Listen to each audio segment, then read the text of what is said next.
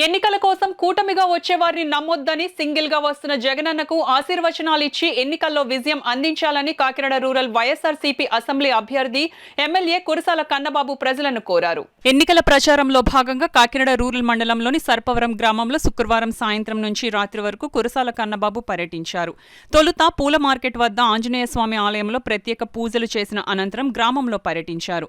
ప్రచార వాహనంపై గ్రామంలోని ఎస్సీపేట, బీసీపేట తదితర ప్రాంతాల్లో పర్యటించారు. ఈ సందర్భంగా వైఎస్ఆర్సీపీ గ్రామ కమిటీ ఆధ్వర్యంలో ఎమ్మెల్యేకు ఘన స్వాగతం పలికారు. కన్నబాబు మాట్లాడుతూ ఈ ఎన్నికల్లో కల్లబొల్లి హామీలు ఇచ్చి ప్రజలను మోసం చేసే చంద్రబాబు కూటమి కట్టి మరోసారి మోసం చేసేందుకు వస్తున్నారని, వారి మాటలు నమ్మొద్దన్నారు.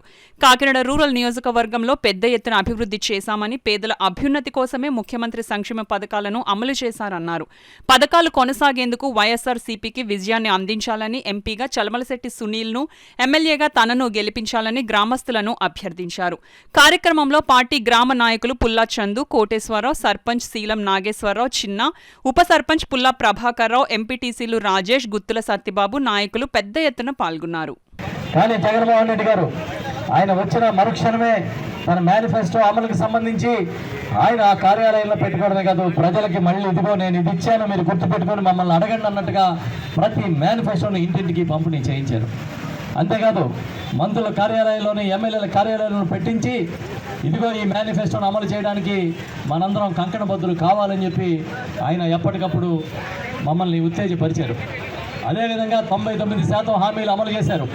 వాళ్ళ బడికి పిల్లలు పంపితే అక్క చెల్లెమ్మల ఖాతాల్లో 15,000 రూపాయల సంవత్సరానికి అమ్మఒడి కింద వేయడం మొదలుకొని, పిల్లల్ని కాలేజీకి పంపితే జగనన్న విద్యా కానుక, జగనన్న విద్యా దీవెన, జగనన్న వసతి దీవెన, ఈ విధంగా ప్రతి అంశంలోనూ ఆయన చదువు, విద్య, వైద్యం వీటన్నిటిలో కూడా ఆయన తన ముద్రను కనిపించే విధంగా కార్యక్రమాన్ని నిర్వహించారనే విషయాన్ని సందర్భంగా తెలియజేస్తూ ఉన్నా. గతంలో ఎప్పుడూ లేని విధంగా స్కూళ్ళు బాగు చేశారు, ఆసుపత్రులు బాగు చేశారు. ఇటు సంక్షేమాన్ని, అటు అభివృద్ధిని 2 కాళ్ళుగా ముందుకు తీసుకెళ్లిన విషయాన్ని కూడా మీకు తెలియజేస్తూ ఉన్నా. మీకు తెలుసు, ఈ రోజున ఎవరో వచ్చి మీకు ఇది చేశారని చెప్పక్కర్లే. ప్రతి ఇంటికి పథకాలు అందాయి. ప్రతి లబ్ధిదారుడికి పారదర్శకంగా తన అకౌంట్లోకి డబ్బులు వచ్చాయంటే ఈ దేశంలో అది చేసిన ఏకైక నాయకుడు జగన్మోహన్ రెడ్డి గారు మాత్రమే అని సందర్భంగా నేను చెప్తా. జగనన్న చేసినట్టుగా ఈ దేశంలో ఎవరో చేయలేకపోయారు. వాలంటీర్ వ్యవస్థను తీసుకొచ్చి ఇంటింటికి పథకాలు అందించారు. వాలంటీర్ వ్యవస్థతో పాటు సచివాలయ వ్యవస్థను తీసుకొచ్చి ప్రతి గ్రామంలోనూ జవాబుదారీతనంగా ఒక వ్యవస్థని క్రియేట్ చేశారు. అదే కాకుండా ఎన్నో స్కూళ్ళు, పాఠశాలలతో పాటు వైఎస్ఆర్ క్లినిక్లతో సహా, రైతు భరోసా కేంద్రాలతో సహా అన్నింటినీ కూడా ఏర్పాటు చేయడం జరిగింది.